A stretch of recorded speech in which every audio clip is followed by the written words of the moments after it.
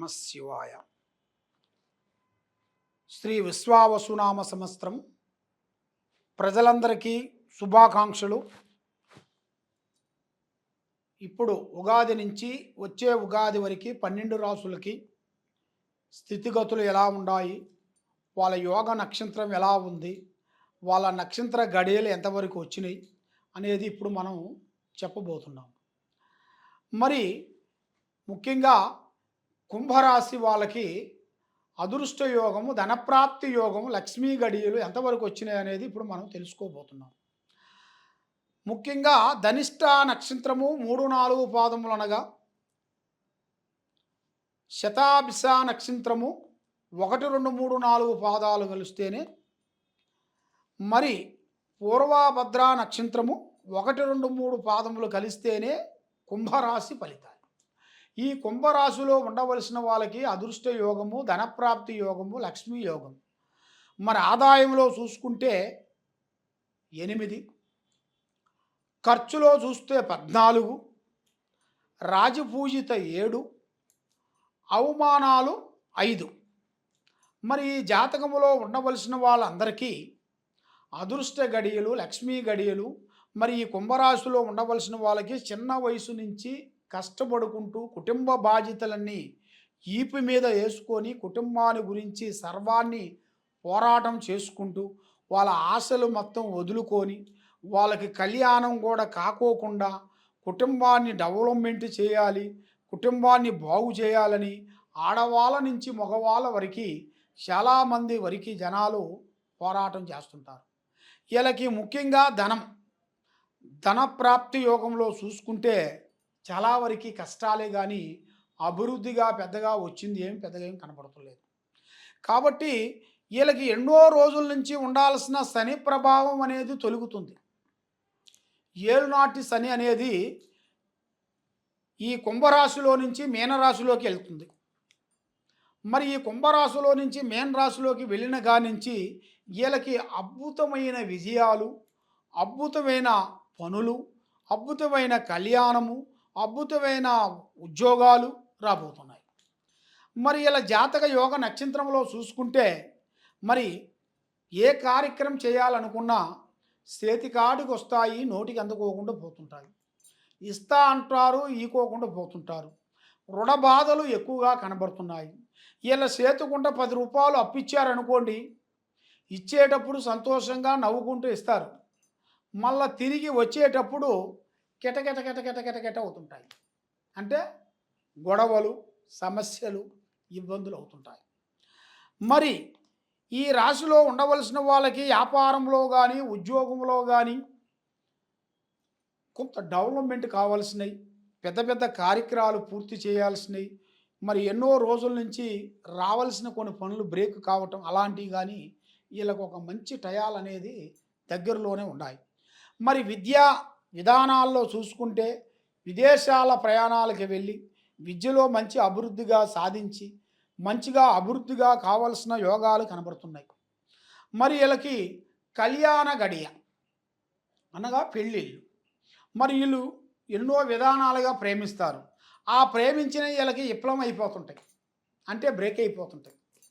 మరి ఆడవాళ్ళని మగవాళ్ళ నుంచి ఆడవాళ్ళని ప్రేమిస్తుంటారు కానీ ఎవరిని ప్రేమించినా కూడా దాంట్లో వీళ్ళకి బ్రేక్ కావటం, దానివల్ల మనశ్శాంతి లేకోకుండా ఉండటం, పెద్దవాళ్ళు ఏదో ఒకటి పెళ్లి చేసిన దానివల్ల మళ్ళీ కష్టాలు బాధలు పడుకుంటూ వాళ్ళిద్దరి మధ్యలో గొడవలు చేసుకుంటూ భార్యాభర్తల మధ్యలో, అంటే ముఖ్యంగా వైవాహిక జీవితం గురించి బాధపడుతుంటారు. మరి ఈ వైవాహిక జీవితంలో భార్య మాట భర్త, భర్త మాట భార్య వినకోకుండా ఎన్నో విధానాలుగా సతమతం అయిపోయి ఎన్నో విధానాలుగా బాధలు పడుకుంటూ కుటుంబాన్ని ముందుకు తేకోకుండా కొన్ని బ్రేకులతో సతమతం అయిపోతుంటారు. మరి ఈ రాశి వాళ్ళకి నరఘోష ఎక్కువగా కనపడుతుంది. అంటే ప్రజా దిష్టి, బాగున్నారు కాబట్టి వీళ్ళు ఉన్నా లేకపోయినా కూడా ఇలా డ్రెస్సింగ్ కానీ, ఇలా విధానం కానీ, ఇలా స్టైల్ కానీ, ఇలా మాట కానీ, ఇలా విధానం కానీ అదొక విధంగా ఉంటుంది. వీళ్ళతో ఎదుటివాడు మాట్లాడారని అనుకోండి ఐసైపోతారు. ఎందుకంటే అలాంటి మనస్తత్వం గలవాళ్ళు, నిండుకుండా హృదయం గలవాళ్ళు. అంటే ఇలా ఉన్నది ఇలా లేదు అంటూ బాధపడే మనస్తత్వం కాదు.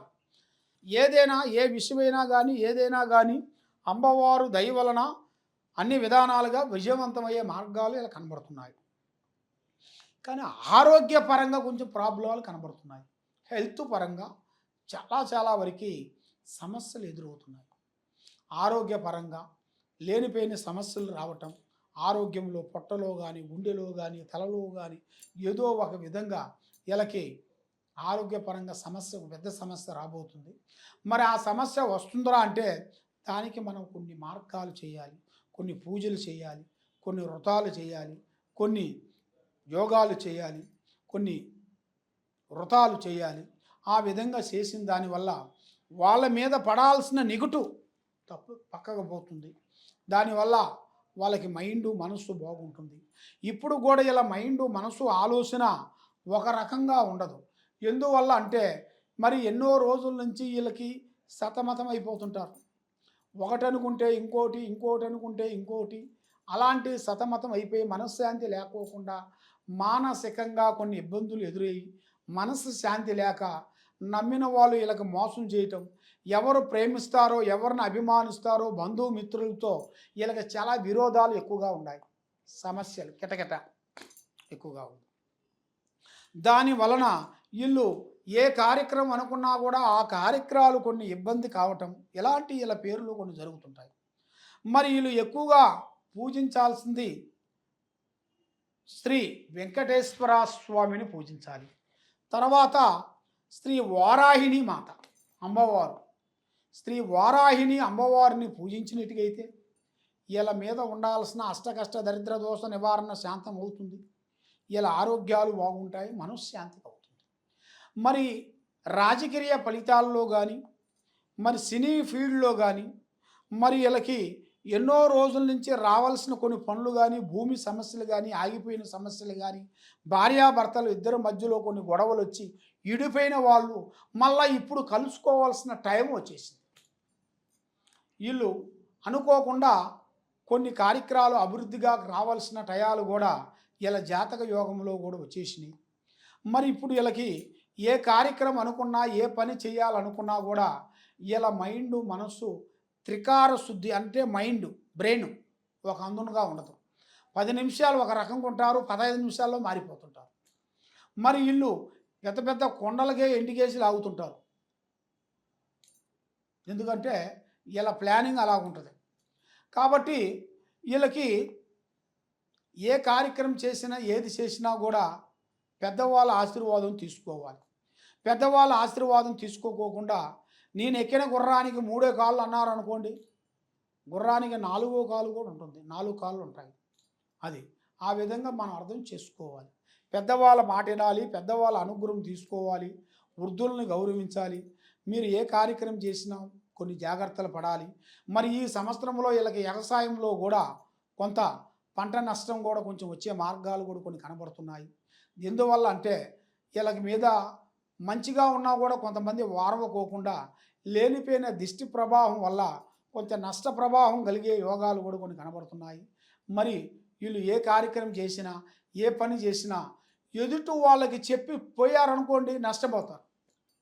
సొంతంగా పెద్దవాళ్ళ ఆశీర్వాదముతో వీళ్ళు చేశారనుకోండి చాలా చాలా వరకు అభివృద్ధిగా వచ్చే మార్గాలు కొన్ని కనబడుతున్నాయి. కాబట్టి ఈ జాతకంలో ఉండవలసిన వాళ్ళకి నల్లటి వస్త్రములు కానీ నల్లటి వాహనములు కానీ ధరించకూడదు. కానీ ఎక్కువగా వీళ్ళు పూజించాల్సింది మెయిన్గా ఆ శ్రీ వెంకటేశ్వర స్వామిని, శ్రీ వారాహిణి మాతని వీళ్ళు పూజించినట్టుగైతే వీళ్ళ మీద ఉండాల్సిన అష్టకష్ట దరిద్ర దోష నివారణ శాంతమైపోతుంది, లక్ష్మి నిలబడుతుంది. ఏ కార్యక్రమం అనుకుంటారో ఆ కార్యక్రమం వీళ్ళకి 100% సక్సెస్ఫుల్ అనేది వస్తుంది నాన్న. కాబట్టి వీళ్ళకి ముఖ్యంగా నమ్మక ద్రోహం అనేది ఎక్కువగా కనబడుతుంది. అంటే బంధుమిత్రులతో స్నేహితులతో నమ్మక ద్రోహం అనేది ఎక్కువగా జరుగుతుంటుంది. కాబట్టి ప్రజలు ఇప్పుడు ఒక రకంగా లేరు. ఇంతకుముందు ప్రజలు మనం బాగుండాలని మనం కోరుకున్నాం అనుకోండి, వాళ్ళు కూడా మనం బాగుండాలని కోరుకుంటారు. ఇప్పుడున్న ప్రజలు అలా కాదు కదా.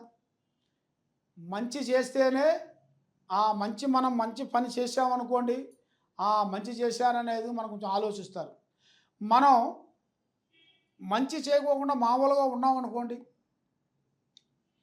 మన గురించి వాళ్ళు తాడు పేరుతుంటారు. అంటే చెడుగా ఆలోచిస్తుంటారు. కాబట్టి పెడితేనే పెళ్ళి, పెట్టకపోతే సావు. ఆ విధంగా కొన్ని సమస్యలు ఎదురయ్యే మార్గాలు ఉన్నాయి ప్రజల వల్ల. మీరు కొంత జాగ్రత్త పడాలి. కొన్ని మీ చేతుకుంట అన్నదానం చేయాలి. వృద్ధుల్ని ప్రేమించాలి. మీరు శుక్రవారం, మంగళవారం రోజున మీ చేతుకుంట కొన్ని ధాన్యములు గాని, కొన్ని వస్త్రములు గాని, వస్త్రములంటే బట్టలు మీరు మీ చేతుకుంట కొంతమందికి చేయాలి. దానం చేసిన దాని వలన మీకు అన్నీ కలిసి వస్తాయి. మనస్సు బాగుంటుంది. లక్ష్మి నిలబడుతుంది. ఏ కార్యక్రమం చేయాలనుకుంటారో ఆ కార్యక్రమం మీకు విజయవంతం అయ్యే టయాలు కూడా మీకు అతి దగ్గరలోనే వచ్చేసినాయి. కాబట్టి ఎక్కడెక్కడో పోయి ఎన్నో సమస్యలతో మీరు సతమతం అయిపోయి ఎన్నో పూజలు చేసుకుంటూ ఎన్నో కార్యక్రమాలు చేసుకుంటూ ముందుకు రాలేక వెనక్కి పోలేక సమస్యలతో సతమతం అయిపోయి మరి కుటుంబ బాధ్యతలన్నీ మీ మీద పెట్టుకొని కొన్ని ఆర్థిక బాధలతో కొన్ని బాధలు పడుకుంటూ మీకు మీకు రుణాలు ఇచ్చిన వాళ్ళ దగ్గర కూడా మీరు ఎంతో ఇబ్బంది అయిపోయి మీరు అప్పు తెచ్చుకున్న వాళ్ళ దగ్గర నుంచి మీకు మీ లేనిపోయిన వాళ్ళు మీ మీద పెట్టి వాళ్ళని లేనిపోయిన సమస్యల్లో ఇరికించి మిమ్మల్ని మనశ్శాంతి లేకుండా చేస్తుంటారు వాళ్ళు. అందువల్ల ఎక్కడెక్కడో వెళ్ళి మీరు ఇబ్బంది పడుతున్నారా? ఈ కింద ఉండాల్సిన నెంబర్కి మీరు సంప్రదించినట్టుగైతే మీ పేరుని బట్టి, మీ సమయాన్ని బట్టి, మీ ఇంట్లో ఏముంది, మీ ఒంట్లో ఏముంది, మీరు చేసే ఆఫీసులో ఏముంది, మీరు చేసే కార్యక్రమాలకి ఏ విధంగా పోతే ఏ విధంగా మీకు మంచి జరుగుతుందా అనేది జాతక బల చక్ర వేసి మేము చూసి చెప్పగలుగుతాము. ఏ సమస్య ఉన్నా సంప్రదించండి. సర్వో జనా సుఖినో భవంతు. ఓం నమ శివాయ నమః.